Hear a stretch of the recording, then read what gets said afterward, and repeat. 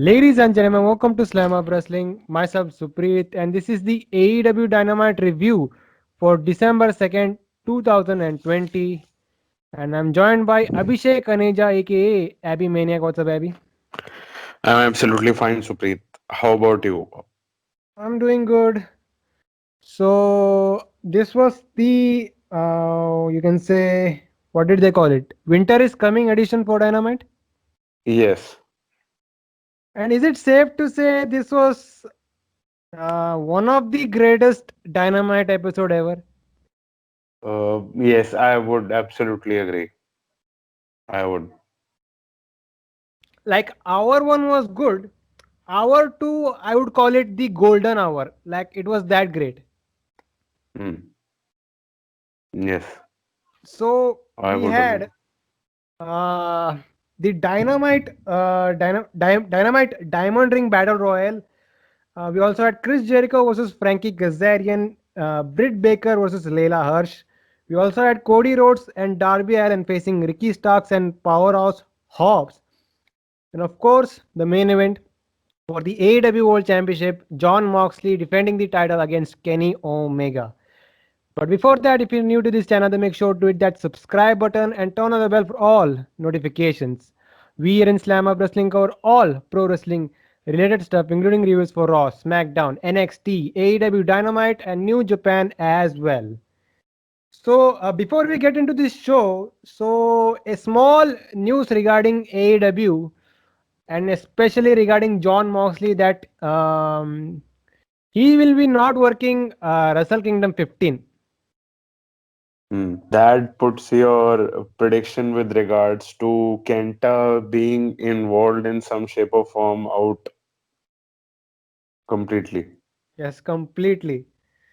It is little. So Tony Khan made this official during a media call, and he also made it clear that whatever happens in this Omega Moxley match has nothing to do with it. And regarding this news, it is little underwhelming because Wrestle Kingdom 15 will be missing that top draw foreigner in his card. Hmm. Absolutely, I agree. He would be missing, and he is a big draw indeed. If he were performing, I would have definitely tuned in to watch. And now he is not. That little bit uh, you know makes me not want to watch that particular match or maybe the show itself, because I am uh, unlike you, not a very huge hardcore New Japan Pro Wrestling fan. So if uh, there are matches which involve John Moxley or Chris Jericho or maybe some other huge star, maybe sometimes even Kazuchika Okada. But other than that, I do not tune in. Now, New Japan has to figure out what they have to do with the United States Championship, and that's it. Hmm. Yes. But let's get back to Dynamite here. So, they kicked off the show with the Dynamite Diamond Ring Battle Royal. So the rules of this match were your basic Battle Royal, but the last two competitors will be facing next week. So what happened was all the participants were surrounding the ring here until the bell rang and Scorpio Sky and Sean Spears didn't enter here. Uh, so Matt Hardy scored the first elimination, dumping Isaiah Cassidy. We saw a little alliance between Adam Page, John Silver, and Alex Reynolds as they eliminated Luther and Serpentico. We see the same thing with MJF, Sammy Guevara, and Wardlow as they are working together. So Spears eliminates Matt Sydal, who then gets dumped by Scorpio Sky. Spears comes back to the ring, use the iron glove on Sky. So Wardlow then dumps Scorpio Sky. At one point, Silver accidentally eliminates Reynolds. Quen and Hardy working together, they dump Silver. Then they try to eliminate Page, who gets sent to the apron. Poetry in Motion knocks Page outside, but The Dark Order members caught him and pop him back up. Page then buckshot lariats Quinn, but he gets dumped by Matt Hardy. On the other side, Cassidy dumps Kip Sabian, which gets which made Miro angry, and he went after Cassidy and sent him through the middle rope and started attacking him ringside. He came back in and he ran wild. He dumps Lee Johnson, Joey Janela, and also Matt Hardy. Uh, while this was going on, Wardlow was shielding MJF and Guevara in the corner, and all of a sudden they jump on Miro. Miro powers out, sends MJF and Guevara flying. Wardlow and Miro had a little face to face. They went a little back and forth. MJF and Guevara were back on the attack. Miro powers out again, but runs into a Wardlow clothesline. Miro then gets dumped out. So all three members of the inner circle set their sights on Jungle Boy. Jungle Boy who fought all of them. Guevara and Jungle Boy did some cool shit on the apron, but they get dumped out by MJF. So MJF thought he and Wardlow are the two are the final two here, but Cassidy is still in. So Wardlow goes after Cassidy, gets him in the ring, and tries to dump him, but Cassidy escapes. Orange punch to both Wardlow and MJF. Another one to Wardlow, and he was dumped to the outside, and that was it. So the final two were Cassidy and MJF. So both men will be facing next week. I would say this was a very well booked battle royal here. Like they highlighted every feud that is going on, and the other strong points were that Miro was made to look strong, and we also saw them establishing Matt Hardy as a heel, as they are building something with him for the last 2-3 weeks. So, what did you think about it? Yes, I would agree with the fact that it was a good book battle royal because it wasn't, you can say, chaotic or just, you know, having bunch of shit put together, which is not at all meaningful. It had its purpose. There were, as you said, meaningful feuds being extended and storylines being built, and Miro looked like a star. And with regards to Miro, there was also a news just, I guess, a day ago or 2 days ago where Tony Khan said that Miro or Rusev was booked like shit in WWE.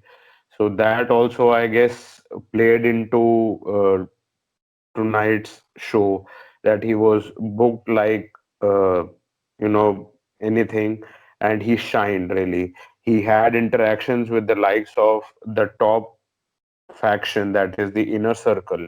He had interactions with the best friends, which he was already in a feud Feuding with.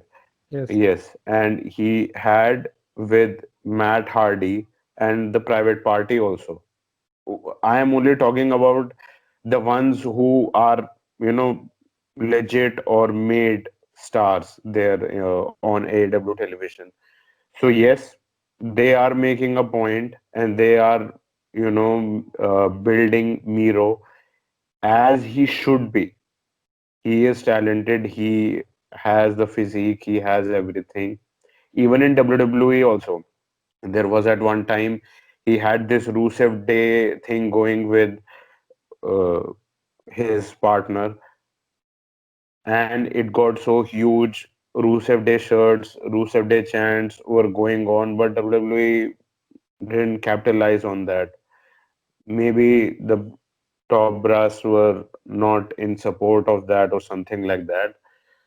Even in India, it was over. The WWE shop in India also had that shirt and it was sold out. Many of my friends also bought that shirt. Just saying. But here Miro did a great job. He was booked like a monster. He had a monster showing, no doubt. And with regards to the whole rundown of this whole battle royal, was that first initially Matt Hardy stuff, I would like to say that Matt Hardy's character, you have said it in the past. I guess it was most probably in the last review that he is adopting a new character, which is an elitist of sorts or something like that. Probably a heel. Overconfident, Hmm. overconfident So, heel who takes credit for everything. hmm so it shined through somewhat, but not to the full extent, It was I just would a like tease. to say. It was just a tease. Like when it came to that first elimination, it was just a tease. Hmm. Because after that, he also was involved in a silly string with Mark Quinn. So that he should not have done if he were a full-blown heel. So yes, a tease, I can get that. I can get behind that. It's good. It's good if we will see more of such character development on also AEW television, even via vignettes from being the elite. That also could work if they are not as cheesy or quirky that on AEW television people say that this is fucking bullshit. But yes, if they are legit and it looks something to be presentable, yes, absolutely have that. And it is a new character, please work it, and it is great. And the second thing which these people got about was the Spears and Scorpio Sky feud. Spears threw out Matt Sydal. It was a receipt from the last Casino Battle Royale which they were involved in, and Spears and Scorpio Sky had an interaction. Scorpio Sky, I guess, eliminated him, and then Spears, as you said, took revenge for a post elimination via his signature black glove with the help of his mentor, and we saw some sort of a positive vibe brewing or growing among the Dark Order and Hangman Adam Page, as I have said in the previous review, that Hangman Adam Page is in need of a brotherhood, and who better than the Dark Order? So they have a thing going, and it seems like now they Dark Order and Hangman Page have a score to settle with Matt Hardy, it seems. And with regards to Miro had a monster showing. Inner Circle, they were standing in the corner watching all of the action unfold. Smart.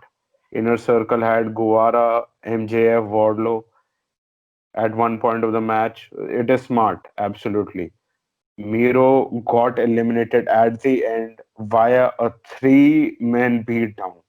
So it shows that at least three men of a top faction were needed to eliminate him. So that builds his character absolutely. And with regards to Jungle Boy has been MIA for a while. So it was only apropos, in my opinion, that he wasn't in the final two. But being in so close to the end, so close to the victory, certainly positions him back as a star and not someone who can be just overlooked and just seen as a fucking jobber or Griff Garrison. And there was a great interaction at the end. We are now having Cassidy versus MJF next week for the ring. At one point, we thought that it was going to be MJF versus Wardlow, but Cassidy came back healing, resting on the outside, and just obliterated the competition in his path.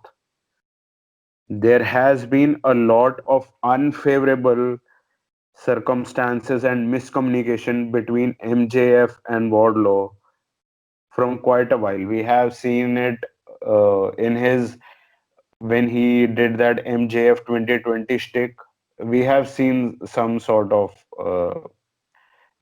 bickering back and forth. So it can blow up anytime soon between MJF and Wardlow. It can. There is something brewing probably, and Sammy Guevara got eliminated with Jungle Boy, furthering his hostilities with MJF. Also, Miro came to the ring at the end, being angry and pissed. Of course, he would be, because he didn't win. And not forgetting about his frustrations with Cassidy and the best friends who were celebrating in the ring.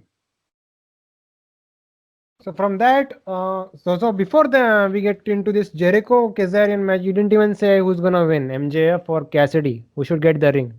I would say maybe give it to Cassidy. Probably they would give it to Cassidy. It seems so. He has had such a great, build towards the main event, having feuds with the likes of, you know, Cody or Jericho, and just transitioning from being just a comedy character and now being a legit guy. And so he can win and he would be winning the ring, uh, quite possibly. And there could be some sort of interaction with Sammy Guevara being there as well. So it can further the hostility between MJF and Sammy Guevara. We get to Chris Jericho versus Frankie Kazarian. So both men went for basic lockup exchanges. Jericho was having trouble removing his belt. Back to lockup exchanges they went. Jericho with a poke to the eye and a drop kick as Kazarian went to the outside. Kazarian fights off Hager and Ortiz. He tried to get in the ring, but he hits a code breaker. So Jericho is in full control until Kazarian got a backslide for a 2 count. Kazarian builds up some momentum as he made a comeback. Jericho fights back, went for a lion sword, but Kazarian got the knees up. Kazarian with a springboard leg drop for a 2 count. To the top, Kazarian hits his signature Spanish fly for another 2 count. A little back and forth, Kazarian blocks the code breaker and locks in the walls of Jericho on Jericho. So Ortiz was on the apron. He tried to cause some distraction. MJF and Wardlow come out. So MJF has the towel in hand and he teases throwing it in. Guevara comes in, pulls the towel from MJF. Back in, Jericho makes the ropes. Makes the ropes. A little back and forth, and Jericho hits the Judas effect for the win, and that was it. A decent match. If you look into Jericho's standards these days of having a good match, and also the drama with the inner circle added made it a little more fun. What did you think about this match? Yes, I also think that it was a decent match, and the more focus was the post-match shenanigans and what happened at the end with regards to the inner circle drama, the chaos which was ensuing. That was the main focus point. And it was also first time ever that Kazarian and Jericho, who are veterans, who have they have never locked up inside a ring one on one. So that was also probably a special for AEW. So Jericho had an advantage with respect to men at ringside with Ortiz and Hager. Meanwhile, Kazarian didn't have the other members of SCU with him. Uh, and Kazarian probably wanted to win on his own, being a modest, hardworking, good guy. And obviously, Scorpio Sky had just competed in the Battle Royale, so he couldn't be there. Christopher Daniels, he could have been. Nonetheless, at the start of the break, the numbers had taken a toll on Kazarian as Jericho was in the advantage. Jericho looked a bit gassed and he is not in a good shape. Let's be perfectly honest. If Hmm. he needs to give good matches or great matches, he needs to get some cardio. I can understand that when he was performing in Japan, then he, you know, had a build and he got himself in that shape that the people of Japan and their audience think of them or think of him as a legit star and not just a fucking flippy athlete. I can understand that. But now, if in the ring you are getting gassed up and you are not able to perform, then it needs some attention. I can also understand with your commitments, with the stardom that you have, you do not need to go into that. You do not need to work as hard in the gym, but still, you know, work some, work out some, so that it doesn't come out to the camera and come out to the audience who are watching as saying that you do not have that anymore, because it may come a time soon. Attention spans of people are just minuscule at this point. This Judas wave can only take you as far. So you can work on that as well. Nonetheless, I guess who am I to say, but I am still a fan, and I can see when it was very apparent. Yes, you do the heel stick when you are, taking in heavy breaths, taunting to the audience and stuff like that. But when it comes to the execution of a match, that could be a problem. And at the end, you just said that Jericho was in the Lion Tamer or the Walls of Jericho. Ortiz was thinking of interfering. Then Hager talked some sense into him. MJF Wardlow come in with a towel. Guevara stopped him from throwing it in. Jericho spots Guevara with the towel and not MJF. This leads to a series of near falls on Jericho. Fucking chaos. But a Judas effect out of nowhere finally puts to rest this chaos. And now there was also a post match thing. So post If match, MJF helped Jericho up and Guevara shoved MJF and we get a big brawl. We also see Hager and Wardlow going at it. So Jericho got on the mic and he calmed the situation down. He said he's tired of this shit and therefore there will be a ultimatum next week. So where either everyone has to work together as a team or the inner circle breaks up. Mostly we'll be seeing someone getting kicked out, either Chris Jericho or Sammy Guevara. hmm, and quite possibly it would be Sammy Guevara as I predicted at some point in the past. Most likely it will be Sammy Guevara. We get to a backstage segment here. Alex Marvez was interviewing the Young Bucks. So, Captain Buck, No Charisma. You didn't say Captain No Charisma. I haven't trademarked it. Okay, okay. So the Bucks reminded Marvez about being super kicked once.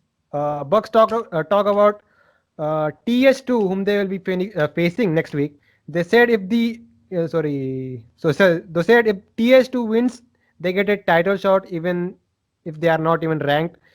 So then this new tag team called the Acclaimed come out. I forgot their names here. So one dude was making fun of the Bucks' new book, while the other dude does a discount John Cena rap. TS2 then blindsides the Bucks. Nick gets thrown into the trash bin. So Angelico was going for his submission on Matt Jackson's injured leg, but SCU made the save here, and Christopher Daniels came out here. Christopher Daniels came out to save the Young Bucks. Yeah. Christopher Daniels and Kazarian was also there. Yes. Both of them came. Yes. Yeah. So Because that their is buddy is happening. from BTE. Why not? Yes. So it seems the two matches which we can see in the future, and one we are seeing next week, that is the Young Bucks versus TS2, and possibly the Young Bucks versus the Acclaimed. The Acclaimed would be happening sometime in the future, and quite possibly SCU would be also, locking horns with these two teams, TS2 and the Acclaimed, probably sometime in the future as well. So Or would we could does also have does an TS2 eight-man tag. does TS2 win next week?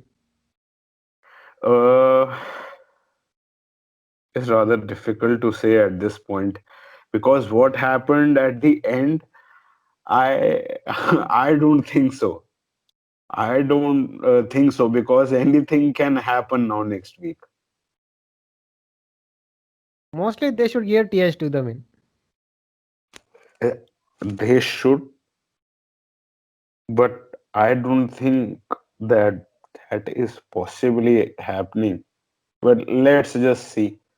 Keep our fingers crossed.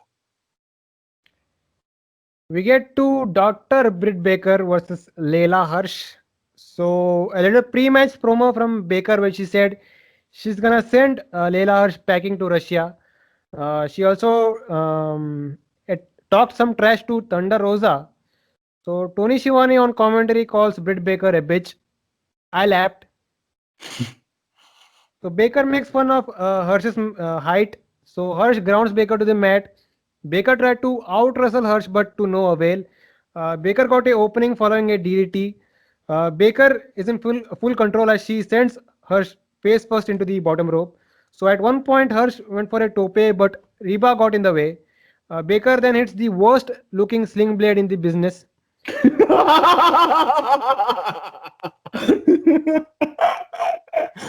Back in Back in Indeed. Hirsch locks in an arm bar. Baker counters into a roll up for a 2 count. Baker going for the lockjaw submission, but Hirsch counters into another arm bar. Baker escapes. Hirsch catches the super kick and it's a pump knee. Reba with a little distraction. Baker with the neck breaker and the lockjaw for the win, and that was it. A fun match here. I thought Layla Hirsch looked great here. Even like most parts of the match, she carried Britt Baker literally, and would like to see more of Layla Hirsch now that uh, she's more than just an enhancement talent. She can be a legit threat in this women's division. Mhm. Yes, I would like to see Leila Hirsch too compete here more on probably AEW television or AEW Dark and then move up for the AEW Women's Championship, contention. And that was a nice one with regards to the Sling Blade, man. That was so horrible. Fuck yeah. That was so horrible. Maybe her baby needs to give her some PWG tapes. Possibly, possibly. Yes, yes. Nonetheless. So v- I thought that there was some sort of a USA versus Russia dynamic. They tried that, but it was lopsided because the Russia was the babyface and the USA was the heel. Nonetheless, referee Nick Knox was there to do all of that. Yes, shout out to PWG again. Hirsch has an amateur wrestling background, and Baker was talking about, as you said, Thunder Rosa in her pre-match taped promo. So probably it seemed like we are getting this bout, this feud with Britt Baker and Thunder Rosa sometime soon. And I didn't catch that what happened between Britt Baker and Thunder Rosa. Did it happen at the pay-per-view? I do not remember. What happened between these two? Which Come on, man.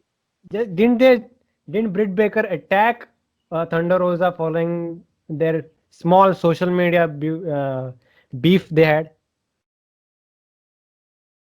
what? Yeah, it was When? just it was just 2-3 weeks ago.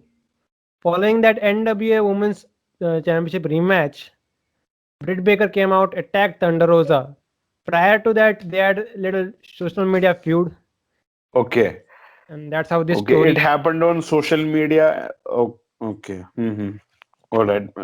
I just forgot the. All right. She has been busy with enhancement talent matches because of you, and then she started a show on AW Dark, which was also we didn't know any of that, and now she has a feud. Okay, okay, cool, cool by us. And Hirsch, Leyla Hirsch, legit Leyla Hirsch, beg your pardon, started the match showcasing her technical prowess, but afterwards the doctor took to her game plan soon enough. Rebel or Reva, today they said Rebel. So I'm giving that to him. And why that we got the answer at the end of the show. Rebel paid dividends. Being ringside as a distraction did the trick for the doctor to get the win via twisting neck breaker followed by the lockjaw. And post match, we also saw something. We saw post-match Thunder Rosa attacking Britt Baker as she still had Leyla Hirsch in the lockjaw. So officials had to come out to separate these two women. Reba then went after Rosa, but she gets suplexed by Hirsch, so setting something up for the future. Yes, it could very well involve that Reba or Rebel would also be wrestling in this dynamic, which involves Hirsch, Thunder Rosa, Britt Baker, and she herself, quite possibly. Not bad for Layla Hirsch being involved in a feud of some sorts. Yes, not bad at all. From that, we get to Cody Rhodes and Darby Allin versus Powerhouse Hobbs and Ricky Starks. So, highlights of last week. Sorry. Let me rephrase that. So, they showed highlights of the last 2 weeks, what led to this match, etc. etc. So, both teams didn't wait for the bell and they went after it. So, Cody and Allin are in control as they have Starks in their corner as they exchange tags. Allin is the legal man here. He works the arm of Starks. Starks escapes and he slaps Allin. So Allin went after. Sorry. Starks went to the outside as Allin started chasing him, but he runs into a clothesline from Hobbs. So from there, it was all team Taz. Hobbs got the tag as he was manhandling Allin. He also gave the middle finger to Cody at least 2062 times. So Hobbs and Starks were exchanging tags as they were in full control of Allen. So Allen tried to fight, but Starks puts him down. Tag made to Hobbs as he locks in a bear hug and started tossing Allen around the ring. So Team Taz looked for some double team, but Allen escaped and he made the tag to Cody as he ran wild on both men. A little distraction from Taz, but this didn't stop Cody as he went for a disaster kick on Hobbs, knocking him off the apron. Uh, he then made he then made the tag to Darby Allin. He hit a Cody cutter to Starks, and the coffin drop gets the win, and that was it. Okay match. The only thing I didn't like, and I think you also noticed it. So Cody made a comeback, and instantly the match is over. Yes. Like it was made to look like that they made Cody look like too strong here, too much strong. But Darby Mm, getting the win saved the situation. Hmm. Uh, it could also be due to the fact that they wanted uh, the Post what was match to happening be. post match, yes, Yes, to yes, be the yes. focus. That could be one of the reasons. So the match was very generic of sorts, that the hot tag was made and then the babyface ran through and then he got the victory. It was not a very long match of sorts.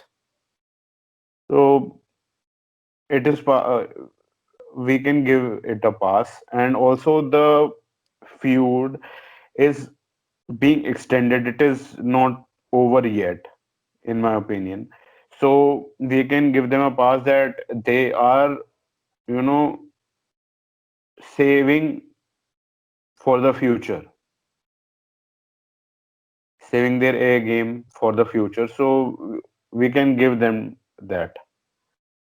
And this all basically started, this whole thing started when basically when Brian Cage made his debut and put Darby Allin on the shelf, and Taz recruited Cage as his as his monster. Basically, he is his monster, and Taz is his mentor. And Allin didn't accept Taz's offer. He was having these promos for weeks that Taz was giving him advice that you can be, I can be your mentor of sorts, but it didn't went through, it didn't manifest. And recently, Starks got handed a loss at the hands of Darby. We didn't get a one-on-one bout with Cage and Darby anytime. We didn't get that. Then, out of nowhere, Mr. Darby Allin gets handed his TNT title opportunity for the pay-per-view. Just like that. Reason given is that he got a fair victory over Absolute Ricky Starks. Okay. And over the course of its lifetime, since its existence on AEW television, the FTW Championship and its holder Brian Cage, both of them are being treated like shit. Will Hobbs gets offered a similar kind of a deal like Darby Allin. He accepts in a dramatic fashion, wiping out Cody with his own belt, now being reborn as Powerhouse Hobbs. Taz looked Cody. He locked Cody with the Taz mission and choked him out when Cody made a mention of Taz's son Hook training in the Nightmare Factory. This was all basically what all came about, which manifested tonight's match. And as you have already run down through this whole match, that Cody and Allen controlled the action at the initial part of the match. During the break, they isolated Starks, but afterwards, the antagonists took control of the bout by cutting the ring in half and then isolating Darby Allin, a showcase of power and strength of Powerhouse Hobbs. Hobbs ragdolling Allen in the bear hug was a thing of beauty. How did it? It looked like majestic. It looked majestic, seriously. And then Cody got the hot tag. It spelled disaster for the other team after a huge ton of offense on his partner. Cody with the running over the top rope plancha on Hobbs, followed by Darby hitting the coffin drop on Stark, sealed it for the baby faces. Taz many a times tried to distract to get a win for his team, as a heel manager should, but all in fucking vain. Then the post match happened. So post-match, Team Taz attack the baby faces. Arn Anderson joins in, but he gets double teamed. Dustin Rhodes came for the save, but out comes Brian Cage. So F5 to Dustin Rhodes. So Page tried to. I'm saying Page. Cage tried Cage. to go for the F5 on Cody, but lights go out, and then we see a winter themed video coming up on the Titantron, and I thought it was Glacier. No, it was Sting. He gets a huge reaction from the crowd. So Team Taz escapes. Then we get a fake snowfall, which made this whole thing come out really good. So Sting enters the ring. He went up to all the baby faces and looked him in the eye. He gave a special look to Darby Allin. And then we are informed that Sting has signed a multi-year contract with AEW. I say, fuck this review. I watched this segment as a fan. Thought this was the coolest shit on AEW television. And with that being said, so what do you think Sting has to offer to AEW? Will he wrestle or be more of a manager? Uh, First of all, I called it. Just saying that.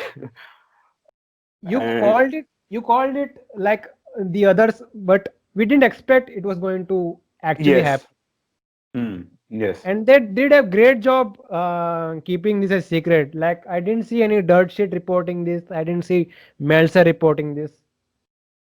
Mm, yes.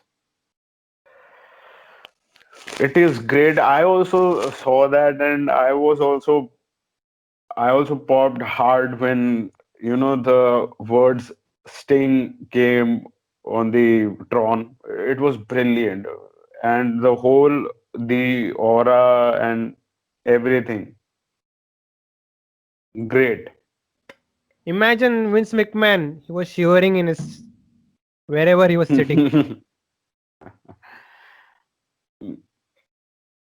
And now the question that you asked, that what role that Sting would be playing for this promotion, I and see that I had talked about sometime that he would be entering the promotion and he would have a match with the likes of Cody, because he is a safe worker and he knows how to come about a match with the likes of a guy like Sting and not with someone else. So, and then afterwards, they can think of him, that how they would be, going about. They can also, form a faction of sorts. The possibility is endless, because the thing with uh, this guy Sting is that when he has such a character, that it should be unique and it should not be associated with uh, people. In TNA, there was a main event mafia, but that happened after when he had the other character, not this one, not this character. So, what they do with this character and in this avatar, Sting, we have to see.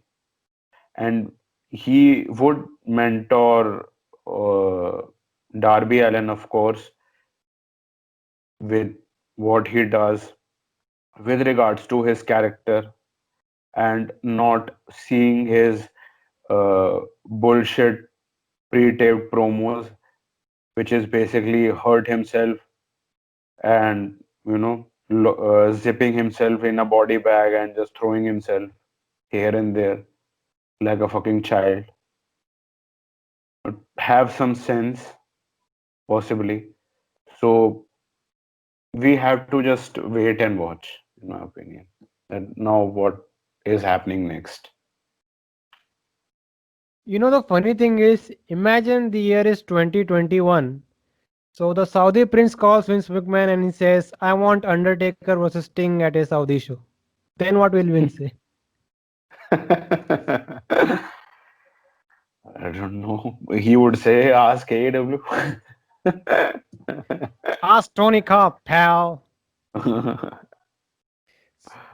So from that we get to Alex Marvez interviewing Hikaru Shida, who talks about Abaddon, saying she is a cosplay zombie and she knows a thing or two about being doing cosplays. Then we hear something drop in the background.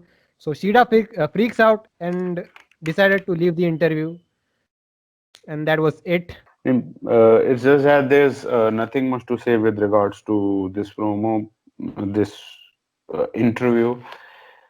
Just now we have to see Abaddon on AEW television in her second stint. That now what she has to offer, that she has grown as a performer, and now what she has up her sleeve.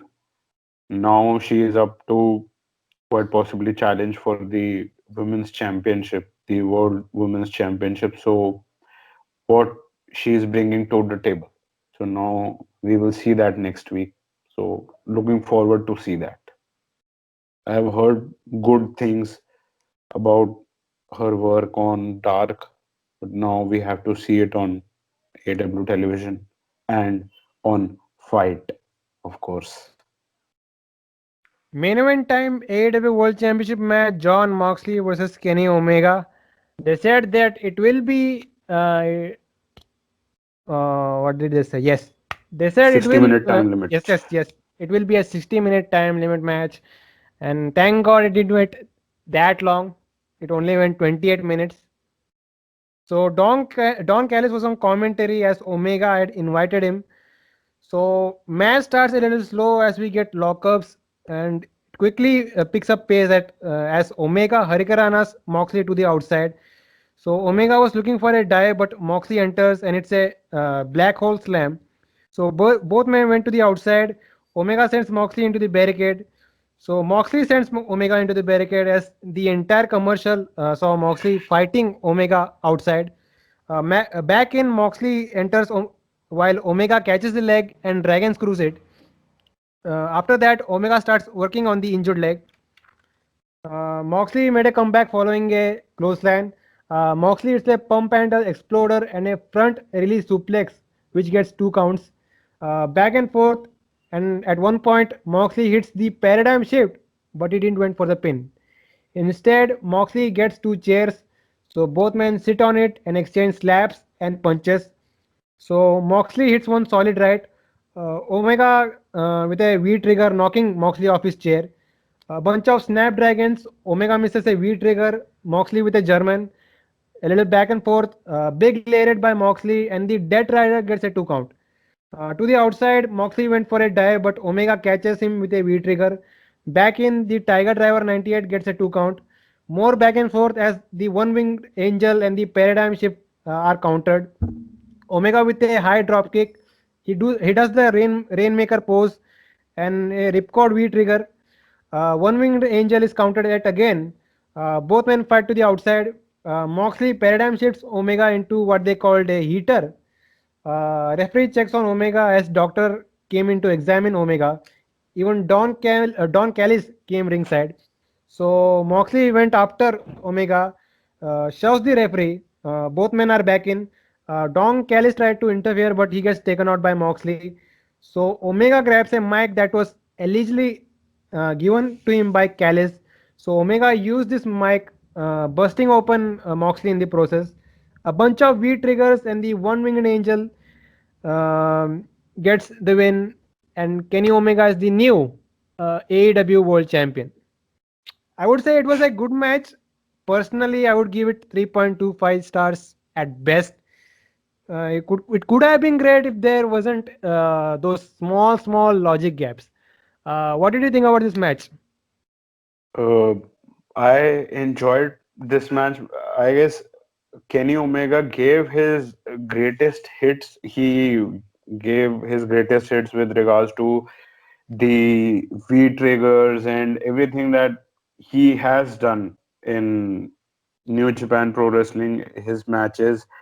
But yes, I would agree that it wasn't his best bout. But yes, people say that it was because of Okada. Probably, probably not. We have to see. But Yes. with regards to whole of, you want to say that if you were entertained, if you were, you can say, invested in this match, yes, absolutely. And whatever happened post match and whatever happened at the end of the match, I was like, holy fuck.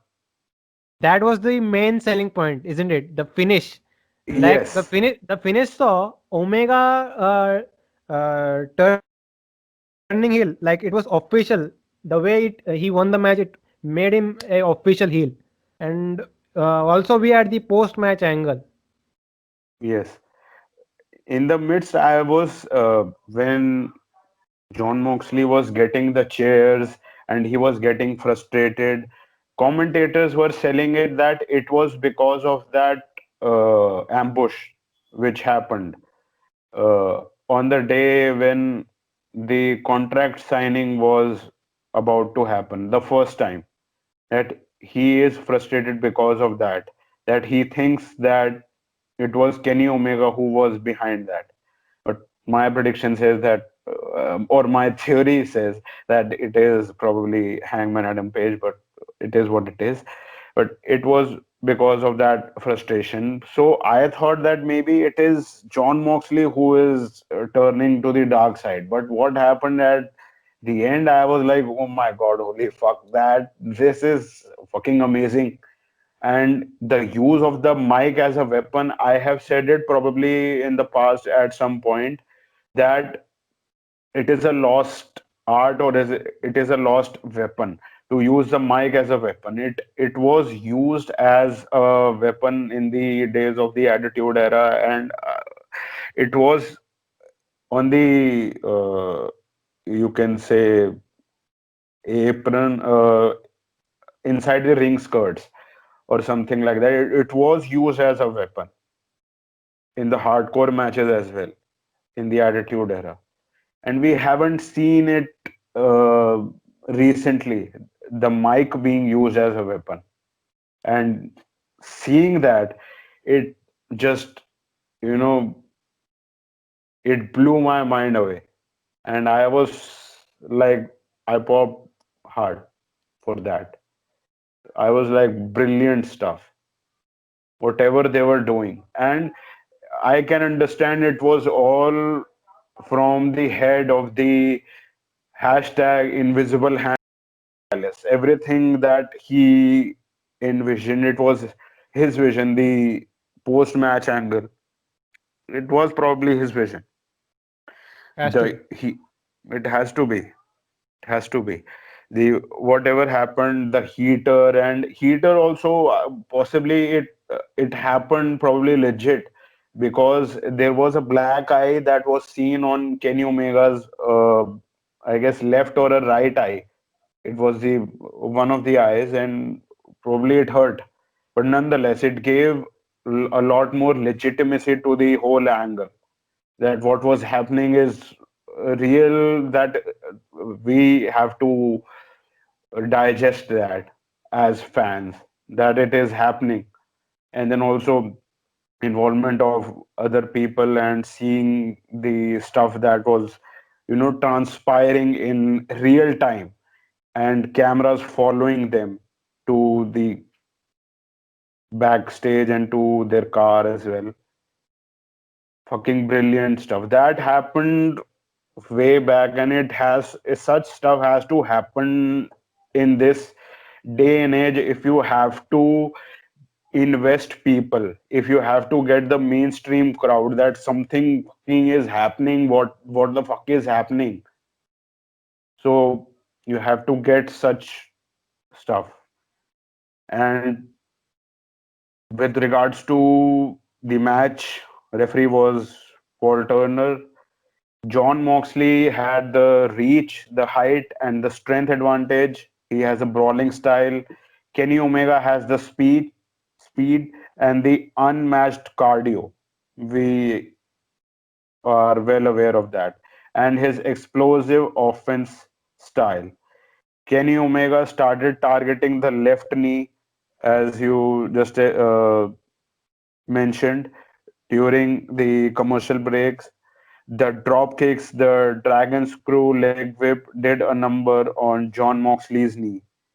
John Moxley was seen limping. Also, at one point, Kenny Omega was chopping Moxley's chest, Japanese strong style, multiple times, taking it to John Moxley's breathing and cardio. Meanwhile, Moxley was targeting Omega's neck and shoulder via multiple German suplexes and submission holds, quite rightly, for his finisher, that is the Death Rider or the Paradigm Shift, however you want to call that. And it is trivia for us that John Moxley has been undefeated in AEW, but until tonight. And that duel, sitting on the chairs, both of those guys, that was brilliant. It has also been inspired, I guess, from some Japan match, I guess. Uh, I guess Daniel Bryan quoted that at some point of time, nonetheless. And that V trigger breaking up that duel was fucking insane, out of nowhere. Then Kenny kicking out of the Death Rider, that is the elevated paradigm shift, elevated double arm DDT, that was astounding. Then there was the homage to Okada with the drop kick, that was sweet. It wasn't as beautiful, the drop kick, as his looks, of course. Okada's drop kick looks like mwah. This was not as good, probably because it is the size of the ring, probably that hindered it. But nonetheless, we got the greatest hits of Omega, everything, the Snapdragons, the V triggers of every possible way. We got that. John Moxley ate every single one of them. And then at the end, Don Callis and Kenny Omega, fucking, they did it. The Florida screw job. They did it, and I loved it. Every single minute of that. This whole angle. Now, this is going to get the fans invested here. And now, what transpired even after the match, what happened, that is going to be a whole another ball game in itself. So what Mox you got bloodied. Mhm. There were a couple of V triggers and then a one winged angel. One, two, three, ding ding, it's over. So what you meant by the Florida Screwjob was what happened post match is what. So what happened was Don Callis and Kenny Omega ran away from the building. So Marves tried to interview Callis and Omega. So Callis said they will give their explanation on Tuesdays on Impact Wrestling. Commentators called it a screw job, like you said, the Florida screw job, and that's how Dynamite went off the air. So, do you expect Kenny Omega and Don Callis to show up this coming Tuesday on Impact? Yes, now I do, and I am I am very much looking forward to that. What the fuck is going to happen now? On it is going to be live, obviously. I expect it is going to be a live edition of Impact Wrestling on Tuesday. Do they So do live edition of Impact every week? no, they do not. Nowadays, they aren't. And they did the live on Access TV, the first one, the debut episode they did live. And Okay. now this would be probably the The second time, I guess, they would be going live. You mean to tell me I got to watch Impact Wrestling now because of Kenny Omega? Yes, Omega and Don Callis, and what the rumors or maybe whatever the things that have gone about online, there might be many other things which are at play, which could transpire in the near future between Impact Wrestling and All Elite Wrestling. So we have to see what else can happen. We could very well see FTR going up against the likes of the North. They are a legit tag team of Impact Wrestling, that is Ethan Page and Josh Alexander. So, what are the chances of Kenny Omega dropping the AEW Championship in a garbage bin?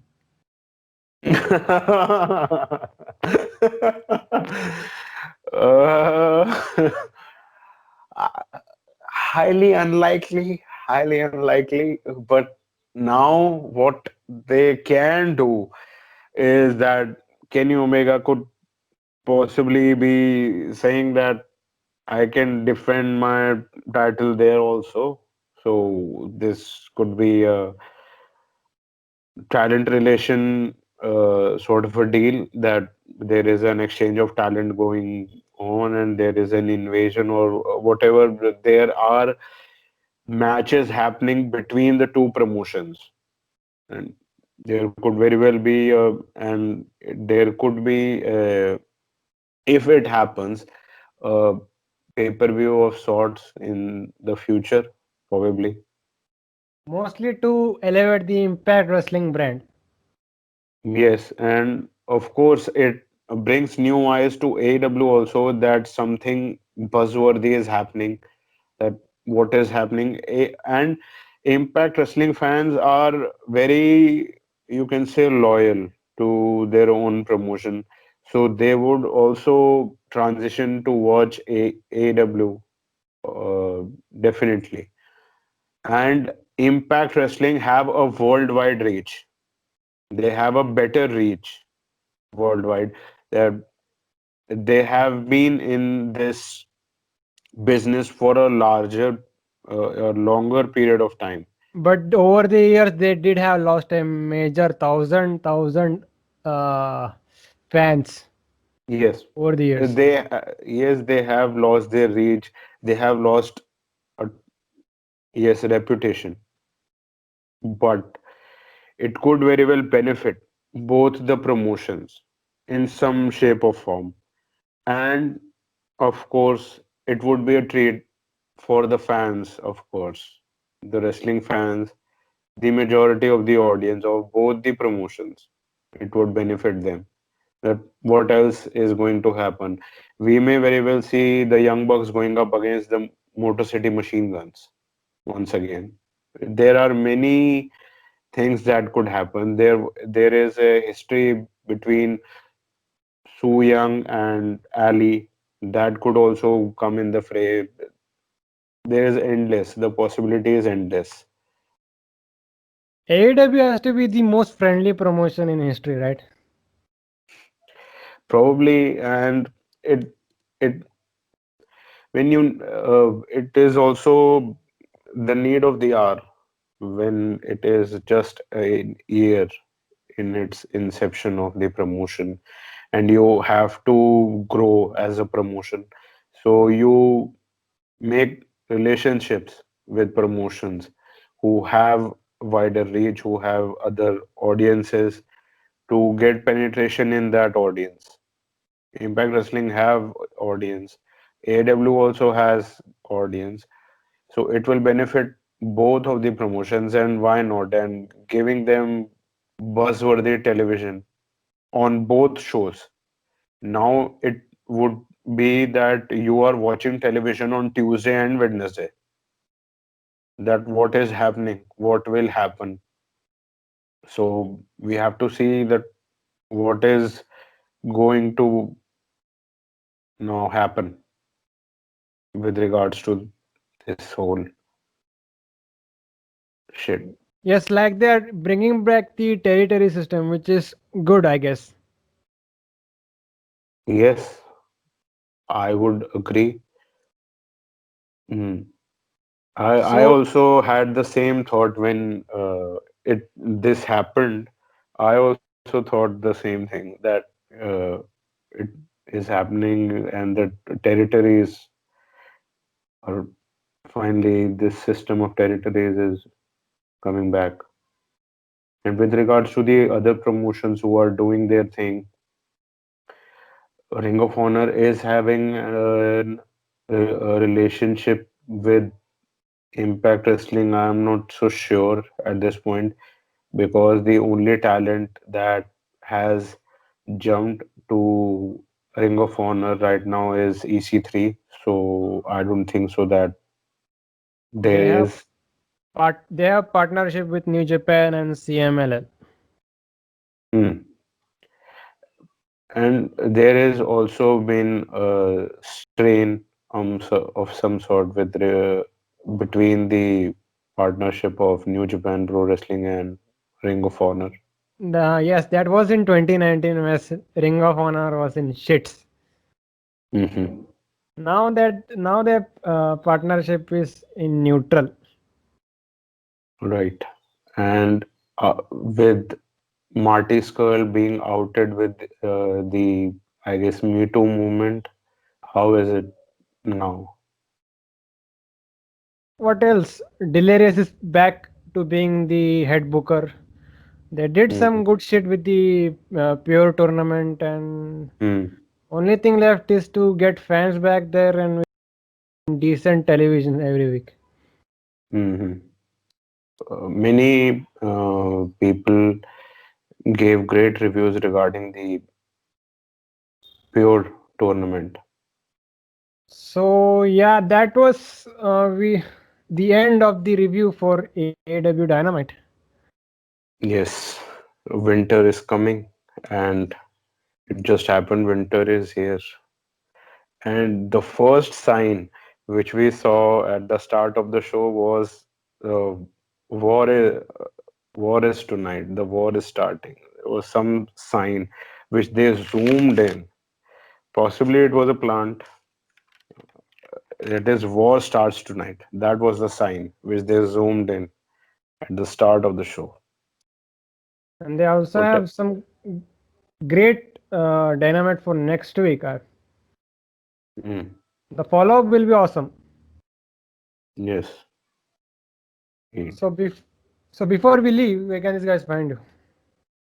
Guys, you can find me on Twitter and Instagram at Abhymaniac, AWBYMANIAC, and I am currently working with an independent wrestling promotion in India called Wrestle Square as a commentator and as a talent.